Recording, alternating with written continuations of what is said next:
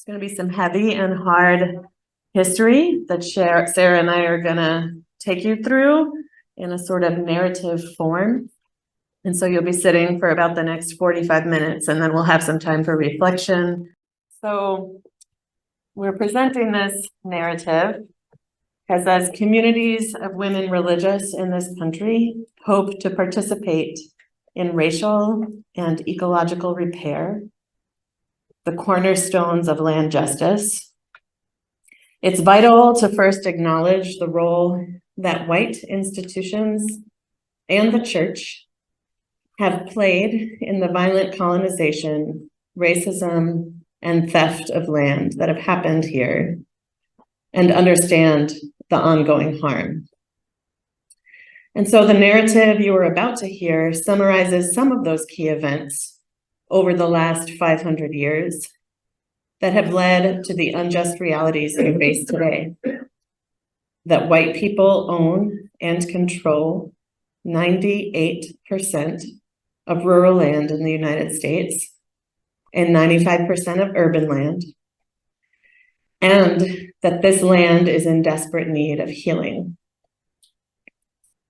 And though colonization has harmed all people in this country in unique and particular ways, our narrative this afternoon will focus on the disproportionate impact that colonization has had on Black and Indigenous communities and nations, demonstrating the very specific ways in which white wealth and power is rooted in the theft of Native land and the exploitation of Black lives and labor.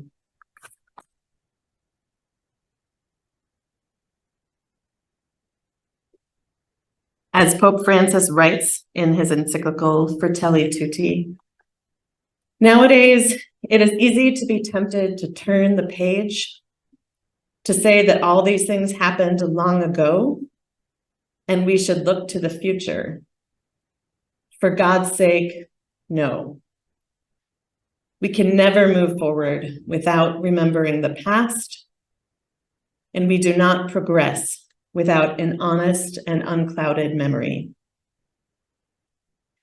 And so we present this narrative as a step in that process.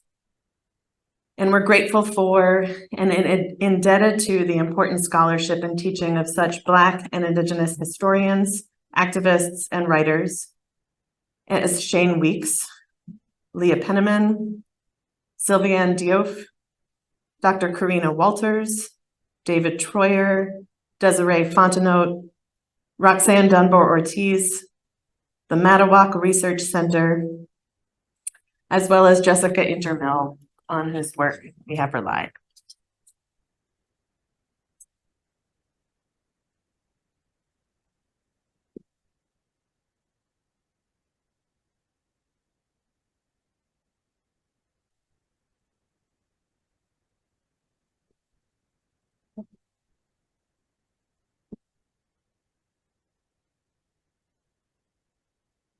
Joan, do you know how to get rid of that audio settings thing?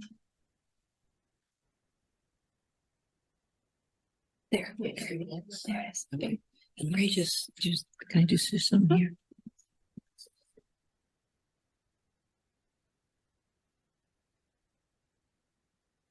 So as we deepen our relationship with this land, it's important to engage the stories that are held within this place, both this continent and this specific region of Long Island.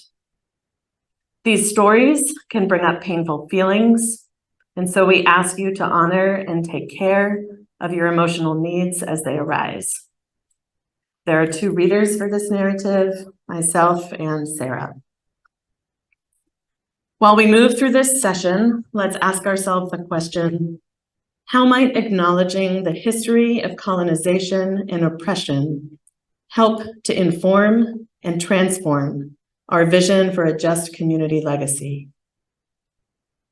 How might acknowledging this history of colonization and oppression help to inform and transform our vision for a just community legacy?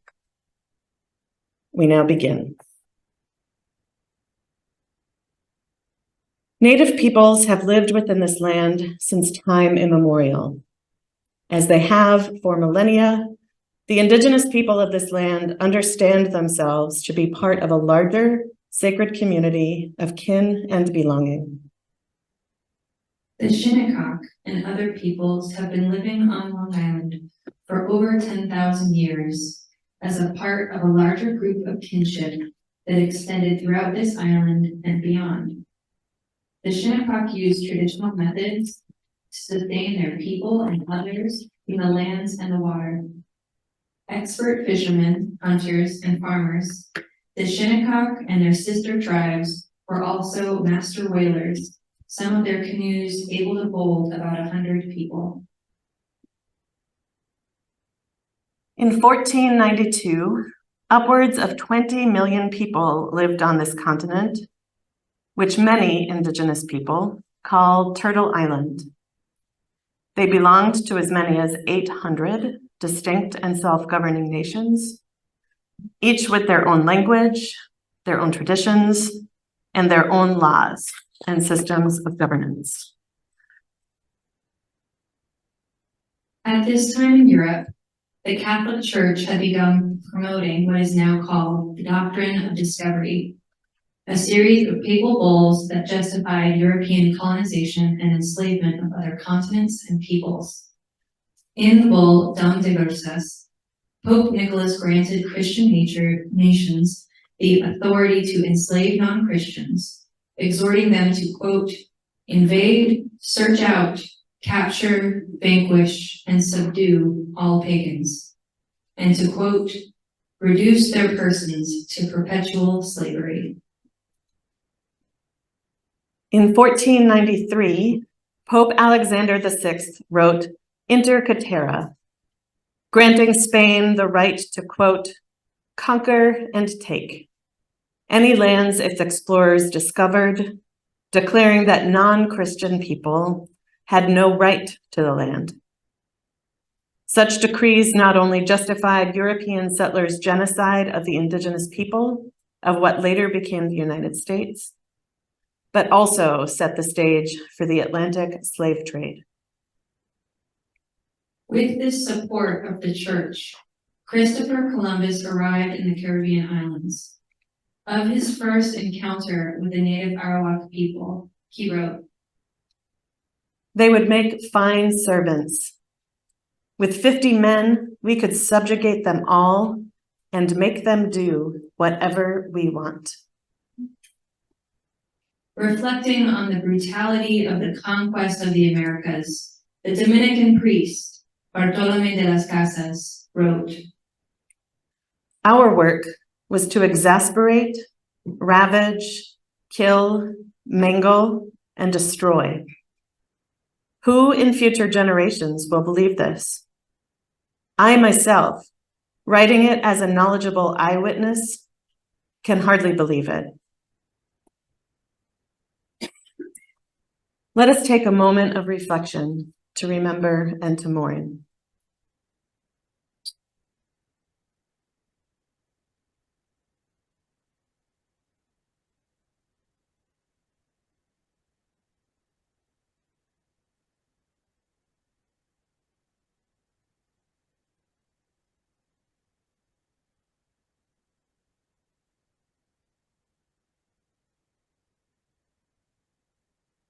In the 1600s, the Netherlands were Europe's leading commercial power.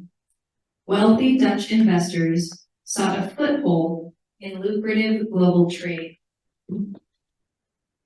Some tried their fortunes in Africa, stealing and selling humans for the transatlantic slave trade.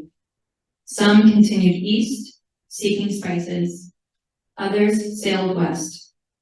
As English explorer Henry Hudson explored New World waterways for his Dutch employers in 1609, private investors established New Netherland in this area.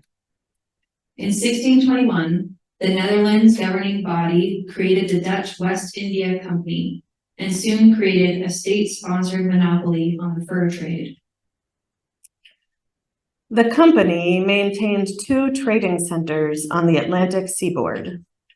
Fort Orange in what is now Albany, and New Amsterdam in what is now New York City. Almost all the inhabitants of both colonies were company employees. In 1626, the first enslaved Africans were brought to New Netherland, where they were forced to clear land and build Fort Amsterdam in Lower Manhattan. New Amsterdam became a hub of regional and transatlantic commerce. Over the ensuing decades and centuries, more than 12 million people from Africa were brought to this continent in captivity, at least 2 million perishing along the journey. They were stolen precisely for their knowledge of agriculture. The captives braided the seeds of plants such as okra, millet, black rice, and sorghum into their hair. It is estimated that over the years, enslaved African people generated between $6.5 and $10 trillion of wealth in today's dollars for their enslavers. Later on Long Island, colonists would also enslave or forced into indentured servitude many Shinnecock people as well, relying on their expertise on whaling ships.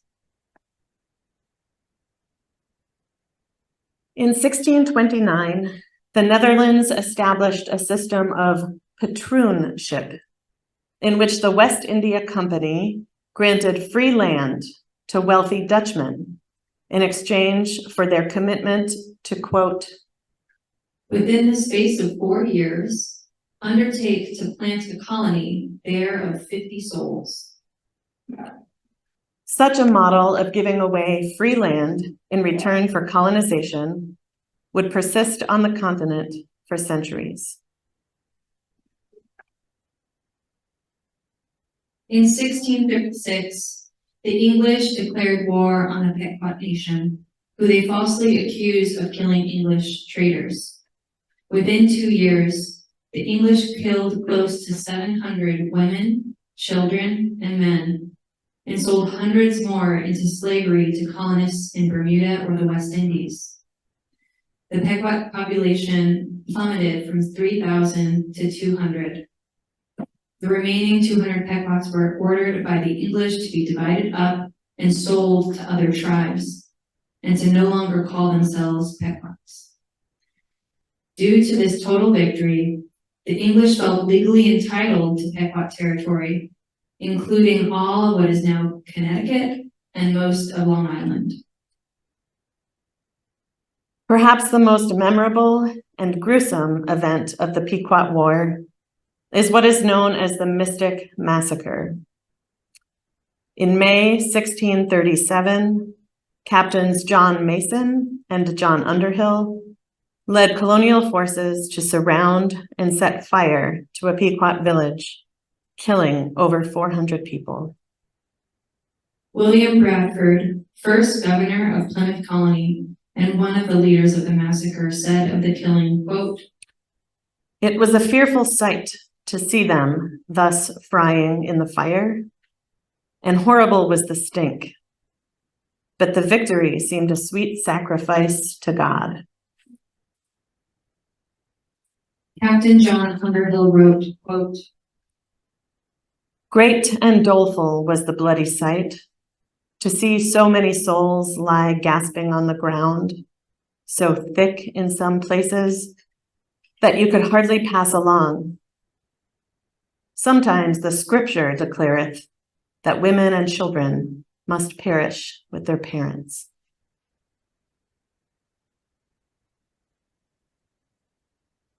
Today, Underhill's memory as a distinguished military officer continues to be celebrated by the Underhill Society of America, and a monument in his honor is erected at his former home in Laddingtown, Long Island. Let us take a moment of reflection to remember and to mourn.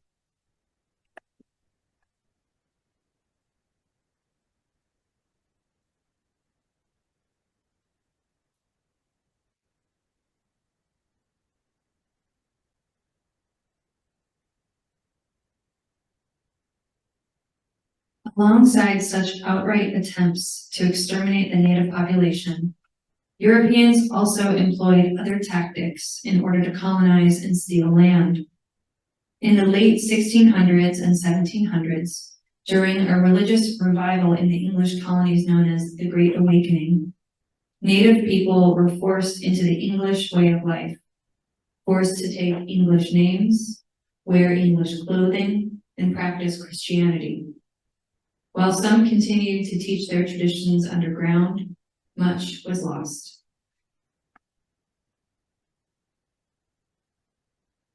Around this time, in nearby New York City, the buying and selling of African people had become a thriving business. In 1711, an official slave market opened. By 1730, 42% of all of New York City households enslaved people, a figure second only to Charleston, South Carolina. Enslaved people were subject to rape, torture, beatings, and murder. They were prohibited from freedom of worship, learning to read, marrying, or moving about independently. And along with white people's demand for free labor came their demand for more free land.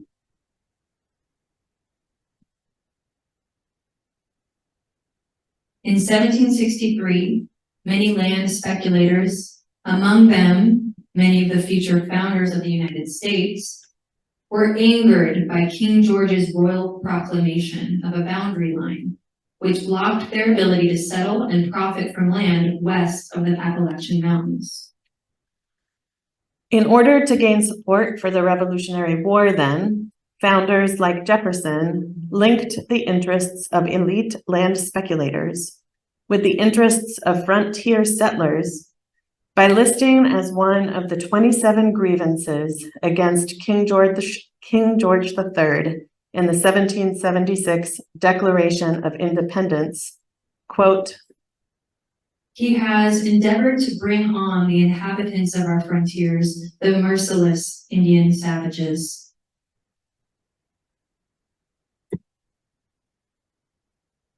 In 1803, Jefferson, still hungry for land, made clear his plan to Congress for how the U.S. would continue to acquire land from Native nations.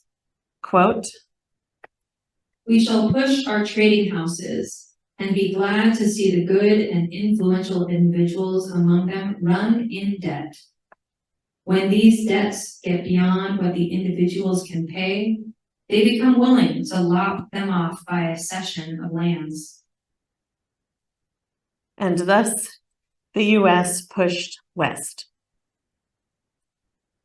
Let us take a moment of reflection to remember and to mourn.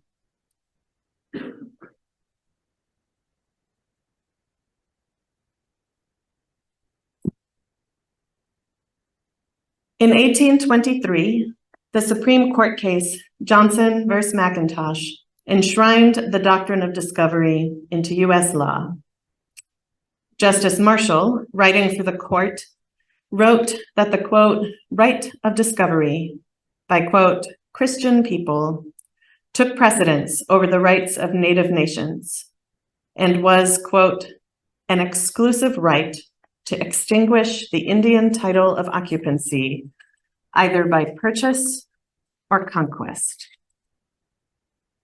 On Long Island, the new Americans thus understood themselves to have inherited the contracts and conquests of their Dutch and English predecessors, leaving the territory free for U.S. occupation. The Johnson versus McIntosh ruling paved the way for subsequent land seizure policies and remains the foundation of all property law in the United States today. The ruling was used as recently as 2005 to deny the Oneida Nation tribal sovereignty over land in New York that they had repurchased after their forced removal. According to that decision, written by Ruth Bader Ginsburg, quote, Under the doctrine of discovery, title to the lands occupied by Indians when the colonists arrived became vested in the sovereign. First, the discovering European nation, and later the original states and the United States. In 1830, 7 years after the Johnson versus McIntosh decision, Congress passed the Indian Removal Act, making official what states like New York had already begun, forcing all Native nations to agree to land cessions and to move west of the Mississippi River. Some nations, like the Oneida, the Stockbridge-Munsee Mohican, and Brothertown Indians, were pushed to Wisconsin. Some Shinnecock joined them. In 1859, with the growth of Southampton town and the introduction of the Long Island Railroad, the Shinnecock who remained were forced onto an 800-acre reservation, a sovereign nation that remains today. That same year, 3,500 acres of tribal land was sold illegally by the state of New York to non-native persons. That land, which the Shinnecock seek to reclaim, includes the location of the Shinnecock Hills Golf Club, the location of Shinnecock tribal traditional burial grounds. Let us take a moment of reflection to remember and to mourn.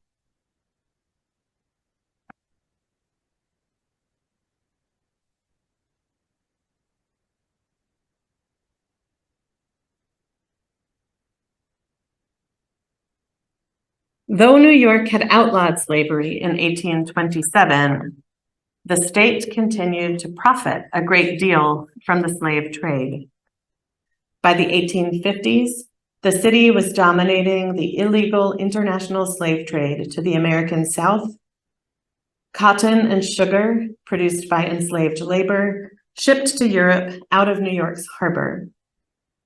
Banks and insurance companies, among them Aetna, J.P. Morgan Chase, and New York Life, did business with slaveholders and owners of slave ships.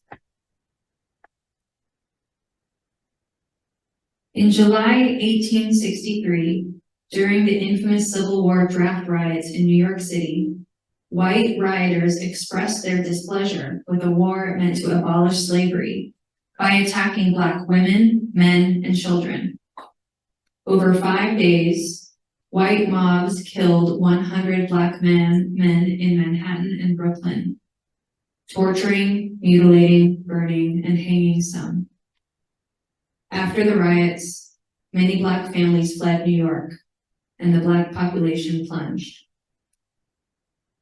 Let us take a moment of reflection to remember and to mourn.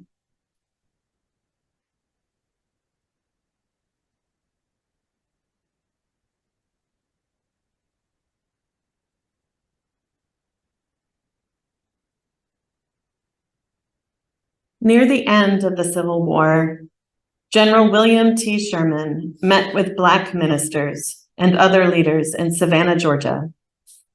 Recognizing that Black labor had made white wealth possible, Sherman issued an order to give 400,000 acres, with plots divided into roughly 40 acres each, to some 18,000 formerly enslaved families. This order, an early attempt at reparations, was rescinded by President Andrew Johnson less than a year after it was issued. And in fact, the only people who received reparations after the Civil War were white enslavers. As land was being denied to formerly enslaved people in the South, stolen native land was being given away in the Midwest at almost no cost to white settlers through the Homestead Act. The number of adult descendants of the original Homestead Act recipients today totals about a quarter of the U.S. adult population.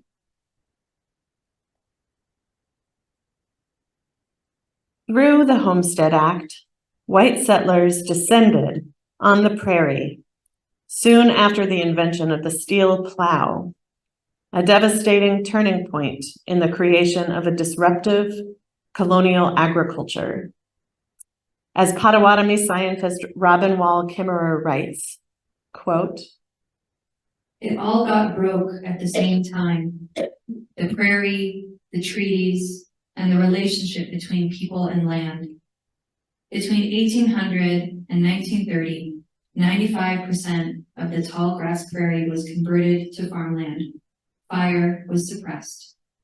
What took 12,000 years to become rich with thousands of species took only 120 years to turn into an ecological desert, composed essentially of two species, corn and soybeans." It is clear that colonization and racial oppression lie at the root of today's climate crisis. Again, colonization and racial oppression lie at the heart of today's climate crisis. Let us take a moment of reflection to remember and to mourn.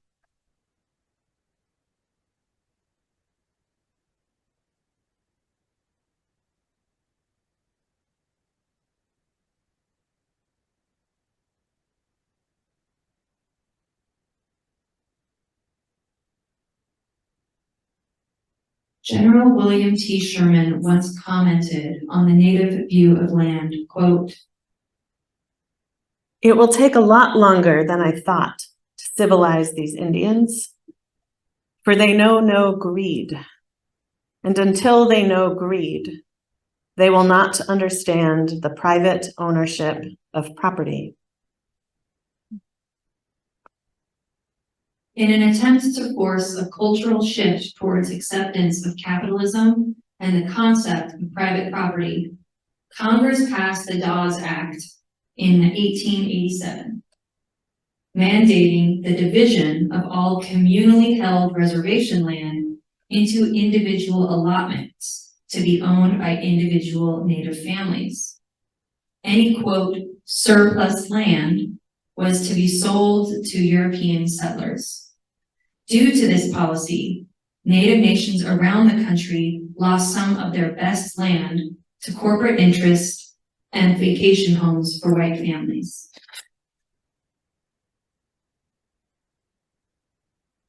In another attempt to force Native people to assimilate to the dominant white culture, the US adopted and implemented an Indian boarding school policy. Indigenous children were forcibly removed from their families and taken to government and church-run boarding schools.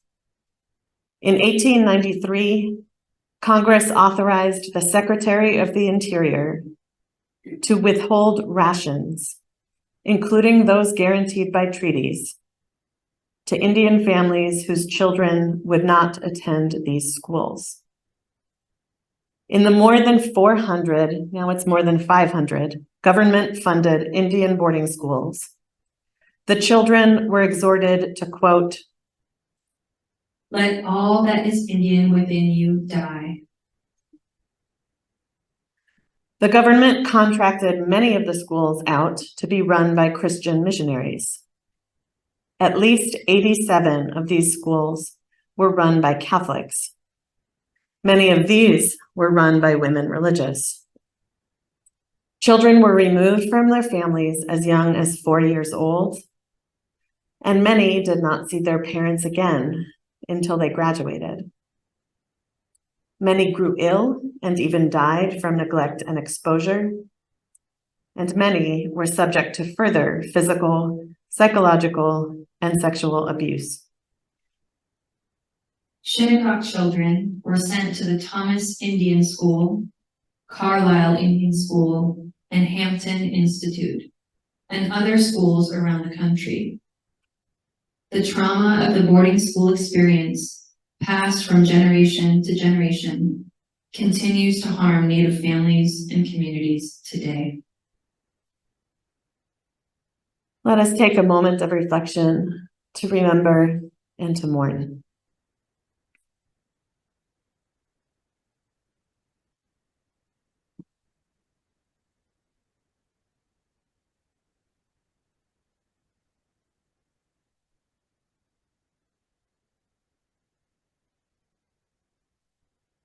As Native families suffered the terror of boarding schools, Black families in the South suffered the terror of intimidation, harassment, and lynching.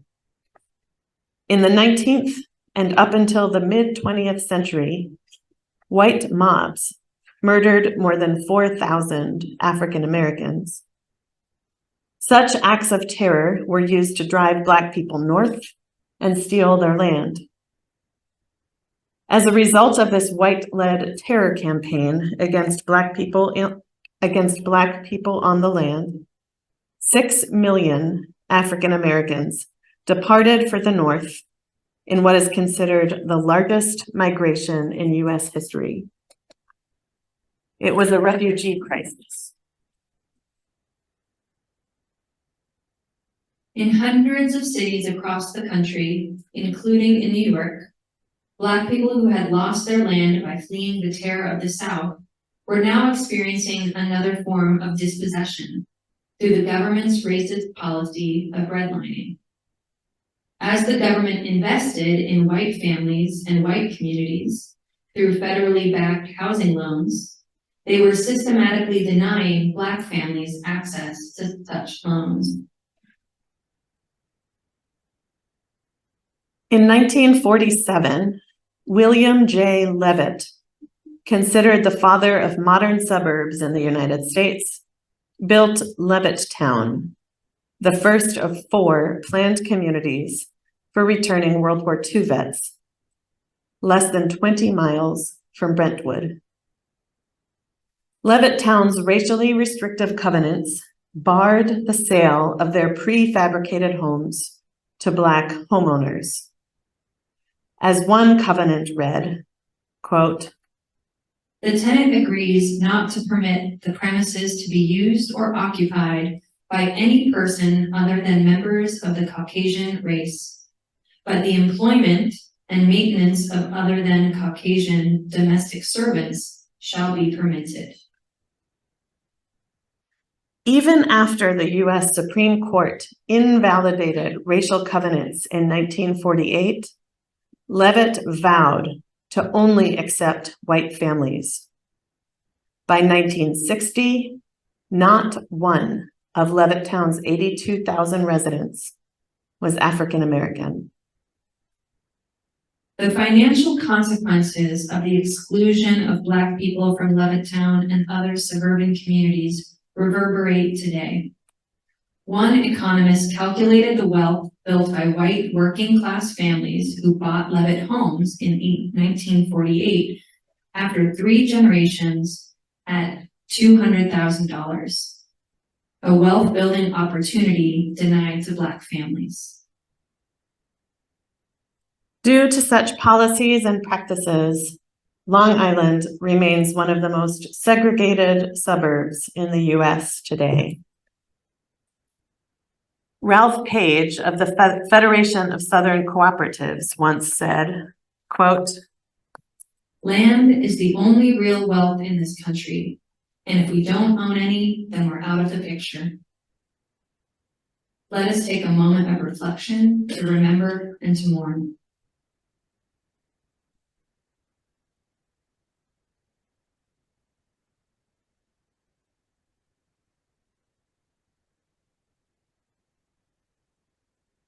Colonization is not a phenomenon of the distant past. Native peoples continue to be targeted by colonization. During the 1970s, at least 25% of Native women of childbearing age were sterilized without their consent by Indian Health Service physicians.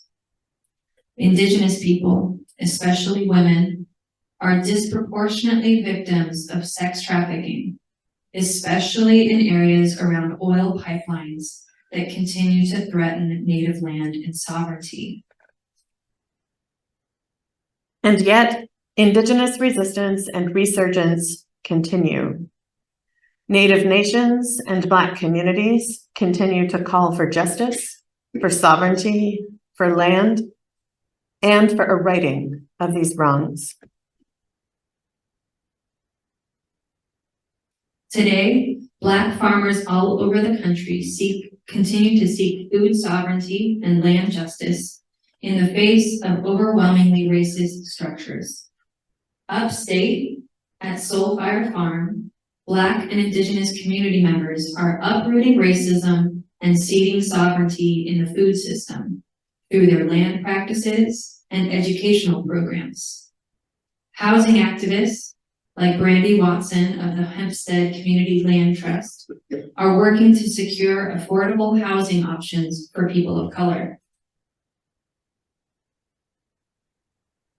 Today, more than 1,400 people belong to the Shinnecock Nation, which succeeded in gaining federal recognition in 2010 after a 30-year campaign by the Shinnecock. Unfortunately, Shinnecock sovereign territory has been relegated to the marshiest part of Long Island, while much of their homeland is now occupied and polluted by the septic systems of golf courses and vacation homes of multimillionaires, causing algae blooms and dead zones in the bays that cannot sustain any life. Drinking water in Suffolk County, home to the oldest English settlement in New York State, ranks in the top 5% nationwide for the amount of nitrogen it contains. The Shinnecock kelp farmers are working to clean the waters by reclaiming their millennia-long traditional practice of farming kelp, a practice that sinks carbon at a far greater rate than trees. Their important work is healing land and healing people. However, they, like members of Native nations all over Long Island, continue to seek the rightful return of Shinnecock land in order to continue their healing practices with the assurance that they will not be removed again. The Neemuck Land Trust continues to work for the return, restoration, and ongoing stewardship of Shinnecock sacred land in Southampton. The Shinnecock Graves Protection Warrior Society continues to work with members of the Seneca, Oneida, Unkachag, and Mohawk nations to protect and preserve burial sites of all Native nations on Long Island.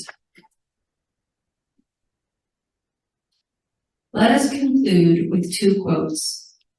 The first is from Isabel Wilkerson in her important book, Caste, The Origins of Our Discontent. America is an old house. The owner of an old house knows that whatever you are ignoring will never go away. Many people may rightly say, I had nothing to do with how this all started. I have nothing to do with the sins of the past. My ancestors never attacked Indigenous people, never owned slaves. And yes, none of us was here when this house was built. But here we are. We are the heirs to whatever is right or wrong with this house. We did not erect the uneven pillars or joists, but they are ours to deal with now. And any further deterioration is, in fact, on our hands.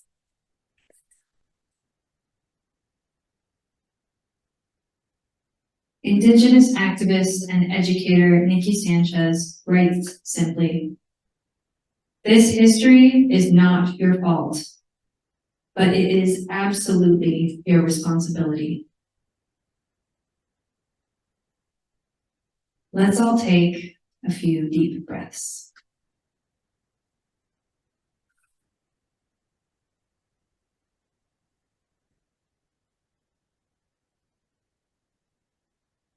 I invite you to stay seated or stand, whichever you wish, and do a little stretching.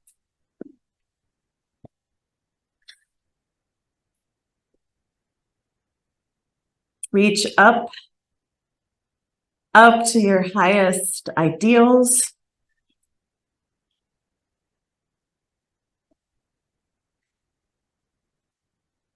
And when you're ready, reach down to which roots you and grounds you.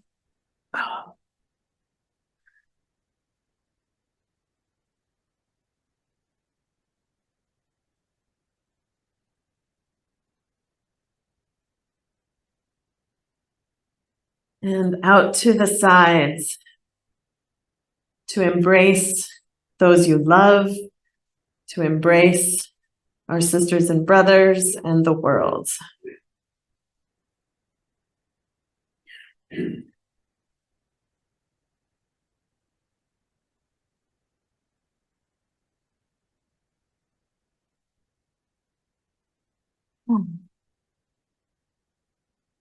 And when you're ready, we're going to take a few minutes, maybe the next 4 minutes or so, to yourselves to do a little in your programs. In the back of your programs, there's a little space for note taking or for journaling. Follow these prompts. I feel, I learned, and I wonder. I feel, I learned, and I wonder. And if you want to spend some time on I feel and don't get beyond that, that is a-okay with us. You can spend as much time as you want on I feel. That's the big one here. And if you want to move on to I learned and I wonder, we'd welcome that as well. Just take 4 or 5 minutes to yourselves.